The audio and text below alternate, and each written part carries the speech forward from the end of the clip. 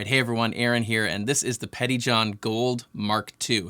This is an overdrive. It's a kind of mid to a little bit higher gain, definitely in that classic like plexi territory. So that focused, aggressive, mid-rangey, punchy thing. It made me want to play like kind of single note, like leady, riffs. It made me want to play riffs. So this is the version 2, and there are a ton of improvements and changes over version 1. I'm going to go over just a couple of them, but check the description for everything that's new compared to the version 1. And also be sure to check out the Pettyjohn website, because you can add, on top of everything that's new, you can add custom new old stock op amps and all kinds of things. So there are a ton of options with this Mark II. In addition to that, click here for a direct comparison between the Gold Mark I and Mark II. So one of the biggest changes in this Mark II pedal is it has 36 volts of internal headroom from a standard 9-volt adapter. I love that. A lot of times, there are a lot of pedals that have, higher voltages, but they require, like a special, sort of adapter, which can be sort of annoying, especially if you've got like a pedal power or something like that, which has limited high voltage outputs. So this is just a standard old 9-volt input, although it is 200 milliamps. Make sure you have that. And then it internally upscales the voltage to 36 volts. Now, why is that important? Why does that matter? It gives the pedal itself really great internal dynamics. So, from low volume to high volume, and it gives it really great touch sensitivity. It feels like playing into an amp when you have a pedal with that high of internal voltage. So that's really cool. Also, they made this relay true bypass switching here, which, sometimes if you have a higher gain pedal, when you step on it, there's like a little click or a pop. They've made like completely, totally silent switching.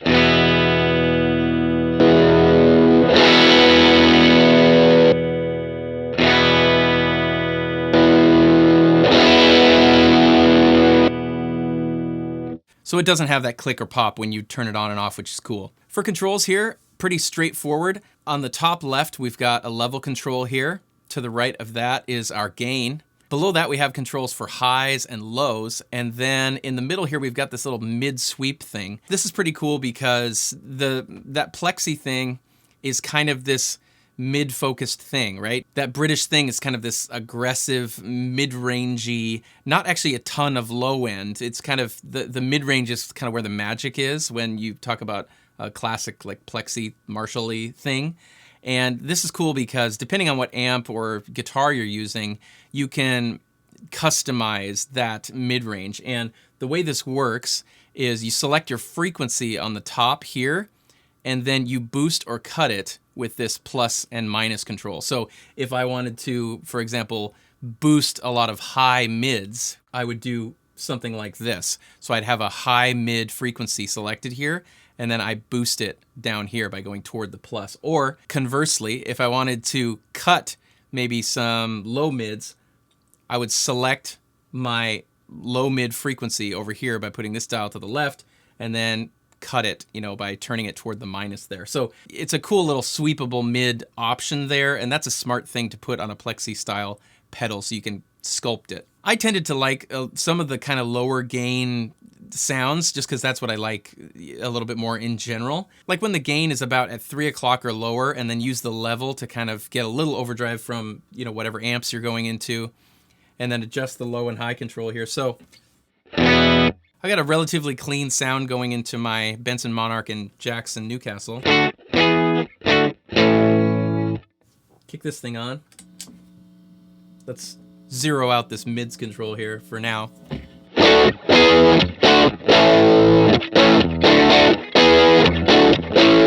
Let's do even less gain, a little more level, a little more lows and highs here.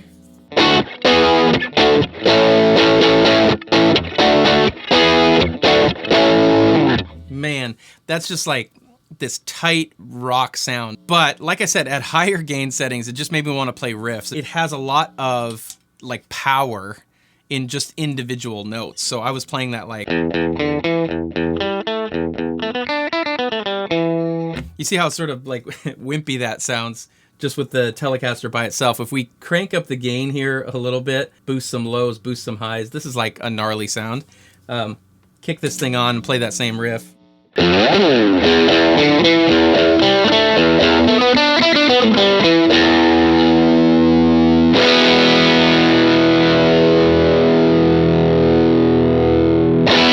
I mean, if that doesn't make you want to just like smash your guitar in the good way, you know, because you're so psyched. I mean, that's just like a fun sound to play.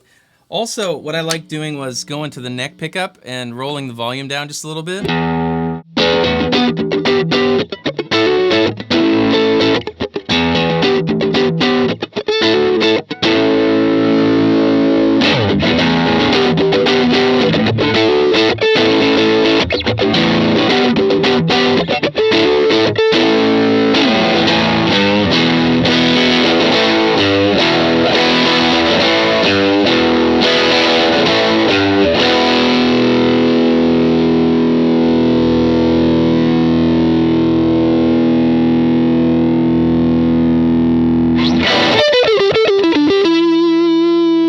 I mean, the articulation on kind of those top notes, again, it just like, you know, I'm about to like put some reverb and delay on it. That'll be fun, but it should be said, this isn't a sound that I automatically want to put a lot of other stuff on. It sort of like stands alone. And if you've ever had the experience of like plugging into, you know, a vintage Plexi or an amp like that and sort of standing next to it, it's one of those things like that's the sound. It doesn't need anything. It doesn't need anything else. Like it's like guitar chord straight into the amp. And that's kind of the feeling I'm getting, you know, playing this. It's not occurring to me like, oh man, put some stuff on it. It'll sound so much better. Having said all that, let's put some stuff on it.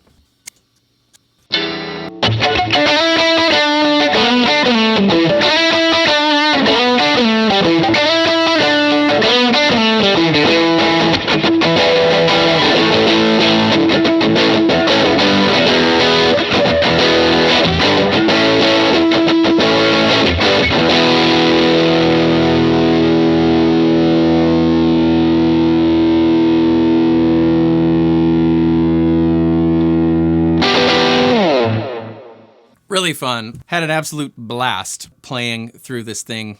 Classic rock and roll Plexi tones all day. Hey, that's going to be it from me today. Let me know if you have any questions down in the comments below, and we'll see you all next time.